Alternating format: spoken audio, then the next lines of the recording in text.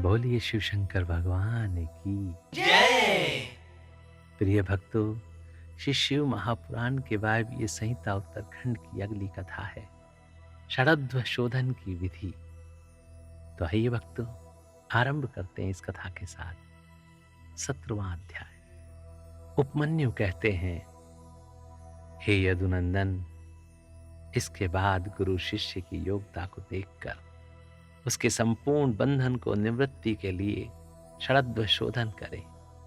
कला, तत्व, भुवन, वर्ण, पद और मंत्र, यही संक्षेप से 6 अध्वा कहे गए हैं। निवृत्ति, प्रतिष्ठा, विद्या, शांति और शांत्यतीता, ये 5 कलाएं हैं। उन्हें विद्वान पुरुष कलाध्वा कहते हैं।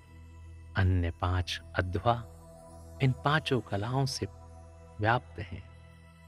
शिव तत्व से लेकर भूमि पर्यंत जो 26 तत्व हैं, उनको तत्वाध्वा कहते हैं। यह अध्वा शुद्ध और अशुद्ध के भेद से 2 प्रकार का है। आधार से लेकर उन्मना तक भुवनाध्वा कहा गया है। यह भेद और उपभेदों को छोड़कर 60 है। रुद्र स्वरूप जो 50 वर्ण हैं, उन्हें वर्णाध्वा की संज्ञा दी गई है। पदों को पदाध्वा कहा गया है, जिसके अनेक भेद हैं। सब प्रकार के उपमंत्रों से मंत्राध्वा होता है, जो परम विद्या से व्याप्त है। जैसे तत्वनायक शिव की तत्वों में गणना नहीं होती, उसी प्रकार उस मंत्र नायक महेश्वर की मंत्राध्वा में गणना नहीं होती। कलाध्वा व्यापक है और अन्य अध्वा व्याप्य है। जो इस बात को ठीक ठीक नहीं जानता, वह अध्व शोधन का अधिकारी नहीं है। जिसने 6 प्रकार के अध्वा का रूप नहीं जाना, वह उनके व्यापक भाव को समझ ही नहीं सकता। इसलिए अध्वाओं के स्वरूप तथा उनके व्यापक भाव को ठीक ठीक जानकर ही अध्व शोधन करना चाहिए।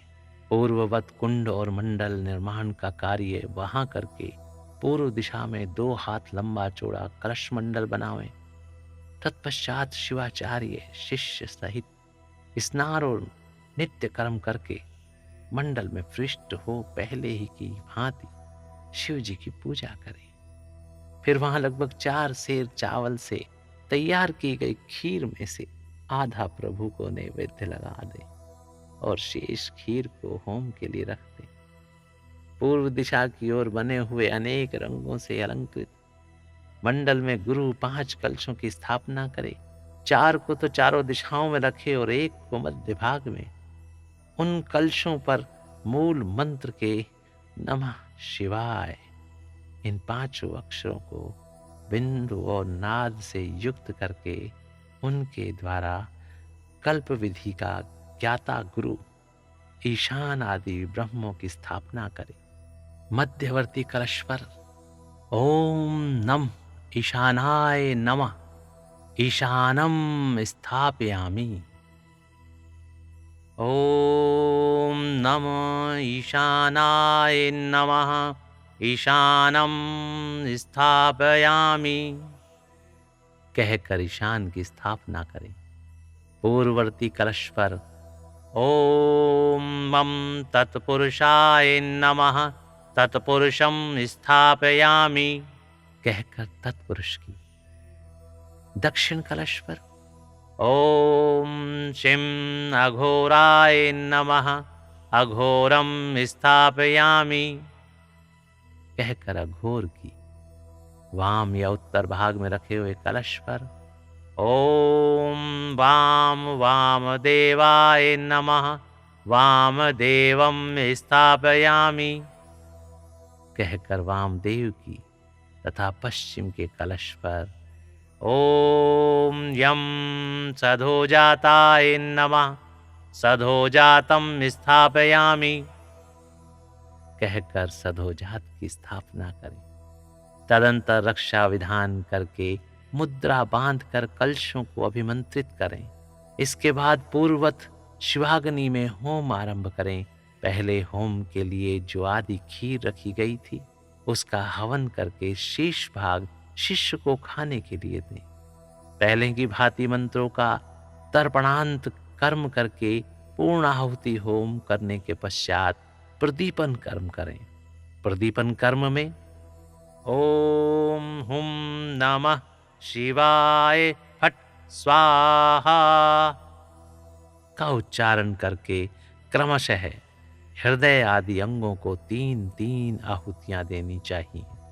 अंगों में हृदय, सिर, शिखा, कवच, नेत्र त्रय और अस्त्र, इन 6 की गणना है। इनमें से एक एक अंग को 3-3 बार मंत्र पढ़कर 3-3 आहुतियां देनी चाहिए। इन सब के स्वरूप का तेजस्वी रूप में चिंतन करना चाहिए। इसके बाद ब्राह्मण की कुमारी कन्या के द्वारा गाते हुए सफेद सूत को एक बार त्रिगुण करके पुनः त्रिगुण करें। फिर उस सूत्र को अभिमंत्रित करके उसका एक छोर शिष्य की शिखा के अग्रभाग में बांध दे। शिष्य सिर ऊंचा करके खड़ा हो जाए। उस अवस्था में वह सूत उसके पैर के अंगूठे तक लटकता रहे। सूत को इस तरह लटकाकर उसमें सुषुम्ना नाड़ी की संयोजना करे। फिर मंत्रज्ञ गुरु शांत मुद्रा के साथ मूल मंत्र से 3 आहुति का होम करके उस नाड़ी को लेकर उस सूत्र में स्थापित करे।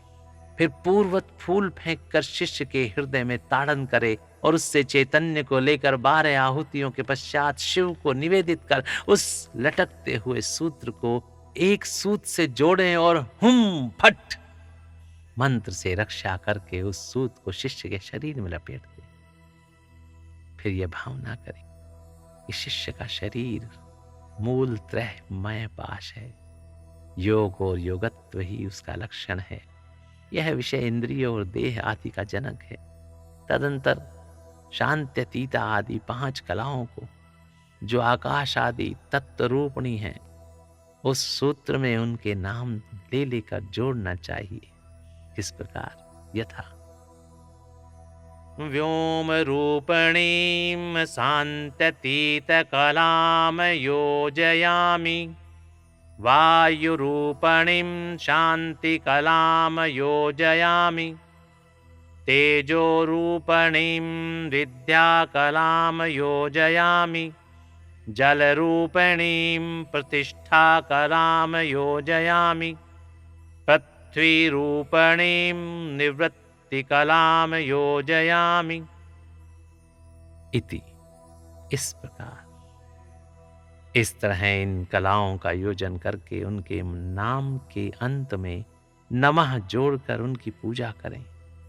यथा शांत्यतीता कलाय नमः, शांति कलाय नमः इत्यादि। अथवा आकाश आदि के बीजभूत हम, यम, रम, वम, लम मंत्रों द्वारा या पंचाक्षर के 5 अक्षरों में नाद बिंदु का योग करके बीज रूप हुए उन मंत्राक्षरों द्वारा क्रमशः पूर्वोक्त कार्य करके तत्व आदि में मलादि पाशों की व्याप्ति का चिंतन करें। इसी तरह मलादि पाशों में भी कलाओं की व्याप्ति देखें। फिर आहुति करके उन कलाओं को संदीपित करें। तदंतर शिव के मस्तक पर पुष्प से धारण करके उसके शरीर में लिपटे हुए सूत्र को मूल मंत्र के उच्चारण पूर्वक शांत्यतीत पद में अंकित करें। इस प्रकार क्रमशः शांत्यतीत से आरंभ करके निवृत्ति कला पर्यंत पूर्वोक्त कार्य करके 3 आहुतियां देकर मंडल में पुनः शिव का पूजन करें। इसके बाद देवता के दक्षिण भाग में शिष्य को कुशयुक्त आसन पर मंडल में उत्तराभिमुख बिठाकर गुरु होमा वशिष्ठ चरु से दें। गुरु के दिए हुए उस चरु को शिष्य आदर पूर्वक ग्रहण करके शिव का नाम ले उसे खा जाए। फिर 2 बार आचमन करके शिव मंत्र का उच्चारण करे। उसके बाद गुरु दूसरे मंडल में शिष्य को पंचगव्य दे। शिष्य भी अपनी शक्ति के अनुसार उसे पीकर 2 बार आचमन करके शिव का स्मरण करे। उसके बाद गुरु शिष्य को मंडल में पूर्वत बिठाकर उसे शास्त्रोक्त लक्षण से युक्त दंत धावन दे। शिष्य पूर्व या उत्तर की ओर मुंह करके बैठे और मौन हो। उस दतौन के कोमल अग्रभाग द्वारा अपने दांतों की शुद्धि करे। फिर उस दतौन को धोकर फेंक दे और कुल्ला करके मुंह हाथ धोकर शिव का स्मरण करे। फिर गुरु की आज्ञा पाकर शिष्य हाथ जोड़े हुए शिव मंडल में प्रवेश करे। उस फेंके हुए दतुन को यदि गुरु ने पूर्व, उत्तर या पश्चिम दिशा में अपने सामने देख लिया तब वो मंगल है, अन्यथा अन्य दिशाओं में देखने पर अमंगल होता है। यदि निंदित दिशा की ओर वह दिख जाए तो उसके दोष की शांति के लिए गुरु मूल मंत्र से 108 या 54 आहुतियों का होम करे। तत्पश्चात शिष्य का स्पर्श करके उसके कान में शिव नाम का जप करके महादेव जी के दक्षिण भाग में शिष्य को बैठाए। वहां नूतन वस्त्र पर बिछे हुए कुश के अभिमंत्रित आसन पर पवित्र हुआ शिष्य मन ही मन शिव का ध्यान करते हुए पूर्व की ओर सिरहाना करके रात में सोए। शिखा में सूत बंधे हुए उस शिष्य की शिखा को शिखा से ही बांधकर गुरु नूतन वस्त्र द्वारा हुंकार उच्चारण करके उसे ढक दे। फिर शिष्य के चारों ओर भस्म, तिल और सरसों से 3 रेखा खींचकर फट मंत्र का जप करके रेखा के बाह्य भाग में दिक्पालों के लिए बलि दे। शिष्य भी उपवास पूर्वक वहां रात में सोया रहे और सवेरा होने पर उठकर अपने देखे हुए स्वप्न की बातें गुरु को बताए। बोलिए शिव शंकर भगवान की जय। प्रिय भक्तों, इस प्रकार यहाँ पर श्री शिव महापुराण की वायव्य संहिता उत्तरखंड की ये कथा और 17वां अध्याय यहाँ पर समाप्त होता है। तो आइए भक्तों, स्नेह से बोलते हैं, बोलिए शिव शंकर भगवान की जय। ओम नमः शिवाय, ओम नमः शिवाय, ओम नमः शिवाय।